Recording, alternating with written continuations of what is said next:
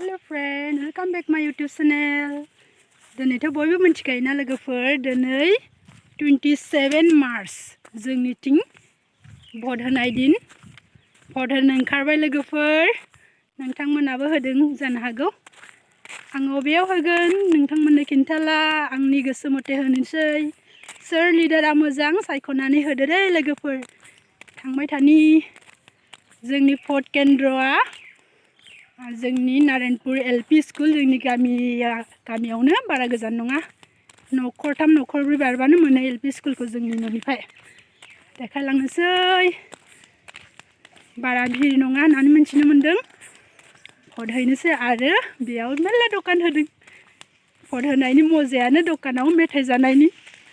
आंनि लोगोआ अलरेडि फैखांबाय होनदों फैनानै भट होगासिनो दं आं थांगासिनो दङ भट होनो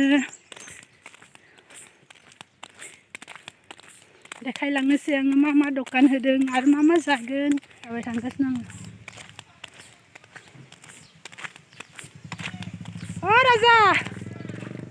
राजा भट होखांबाय आं थांगासिनो नै भट होनो भट होखांबाय होयाखै मायाव थांगोन ना नोंसोरो नोंना अबाव फैदों फै मानो होयाखै थांगोन नै जोंनि गामिनि भटआ बेलेगावसो बेना दखानाव मेथाइ जायाखै जादों राजा आयै सोरना आदा आं थांनि मोनथारसिगोन नै सफैबाय आङो तिनिआलियाव जोंनि दखानफोरा जोंनि गामिनि दखान दा मेथाइ जानानै देखायगोन आं नोंथांमोननो मा जायो जि मेथाइफोरदोंहाय बिहुला गैयाना बेयाव बिहुला दं नामा बेयाव फिथा बान्दो फिथाया थाइसेयाव बेसेबां 5 थाखा थाइबाल' लादों होनबा ए मोजां जायो दा जाफैगोन दै आं भटनो होआखै भट होनो थांनि भट होखांबाय नामा होखांबाय नाङाखैनो नै एसेल' नांदों मोजांसो मोजांसो द' मोजांसोना ने जोंना जाफुरबोलो इउटुब भट होनो थांनो दै राजाखौबो लांफानि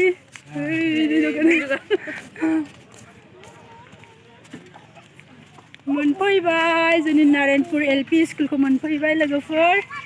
जोंनि भट केन्द्र गुबुन बोसोराव जोबोद मानसि जायो दाना बारा मानसि जाला मानो होनबा दा माबानि कर'ना सिजन नालाय बेलेग स्कुलाव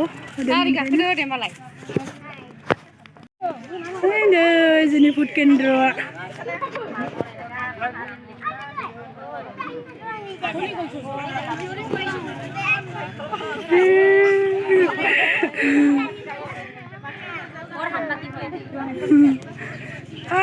बाजै डिउटिया मोजां डिउटि ना आं भट होनो फैदों आखा सुनांगौ दा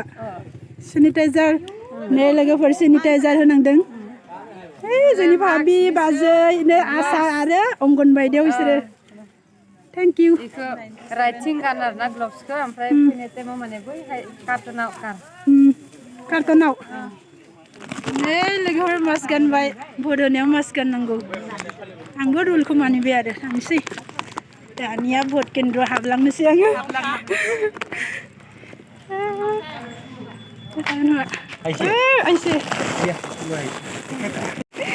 नै राजामोनखौ लोगो मोनदों भट होनो फैदों फार्स्ट टाइम ना भट केन्द्र फैनानै नै गार्डआ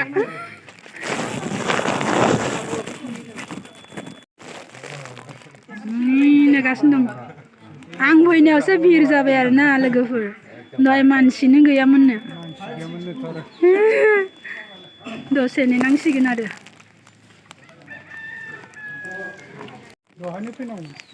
नेगासिनो दं आं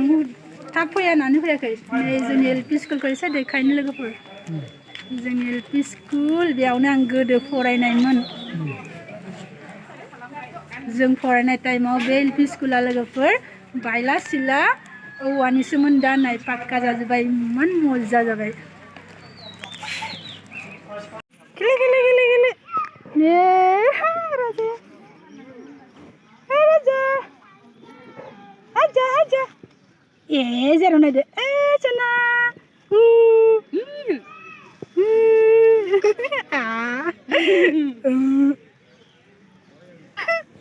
हाय दे खाय फट' लले माने खुबिया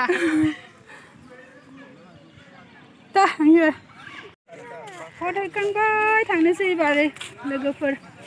हटेलाव माबा माबि जाहैनोसै आरो फिथा घुगनि पानिपुरि मा मा जाहैनोसै जों अमा बेदर फाननायनि थांबाय अमा बेदर अमा बेदर फाननायनि थांसै अमा बेदर जानांगौना दिनैनि दिनाव जानांगौलै अमा बेदर जोंहा अमा बिबु लांखांबायमोनलाय गामिनिनो ना सोर फानदों सोरथाय सिनाया ने अमा बेदर फानदों नै मानसिफोरा अमा बेदर जोब्बायानो ना इसोरसै बे दाननिया होनदां कम्पिउटारफोराव मानसिफोरा लागासिनो बे नङा मैगं फानदों लायाबो मोनाबो ओरैनो फट' लांदों नै ना गोरान माबा माबि फानस'दों नङाबा जोंनि गामियाव बेयाव फाना लोगोफोर भटखायसो फानदों ने जानि आब' गेदेर दखानाव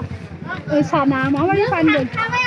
दाउदै साना दाउदै साना नै इउटुबाव थांखाबाय इउटुबाव ओइ खिनाय इउटुबाव बोरै थांनांगौ जाखो गोथाव दानो दाउदैया लोगोफोर दे बेबो सासे इउटुबार दै नों चेनेलखौ बुंना हो आक' गैया फन खालामबाय आं फन खालामबाय गैला आंना जोंनि माबानि दे बे जोंनि जायगानि लोगोफोर आंनि नै मैथा फानदों दानो सिजोन ना बुटनि आङो बाजैमोननि खाथियाव थांनि र' बाजैमोना मा मा बानायदों आब' थिंख्लि फिथा थाइसेयाव बेसे 10 थाखा मोजांनो दे जोंनि बे बाजै जान न' खाथिनि दा बेलेगाव थांबाय आरो ना इसोरा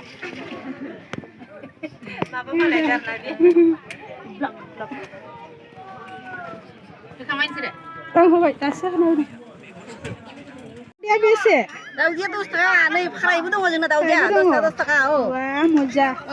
आरो नै जोंहा फुख्रिबो दंबावोसो याव ओइनि फुख्रि जोब्बायानो बारा गैला हाजासे माइनिमोन औ फट' होबाय नोंसोरो होखांबाय दासो आं फिथा जानोसै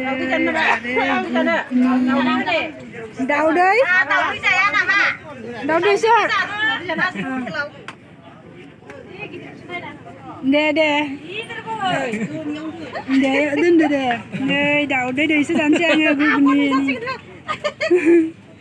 दखान नै बाजै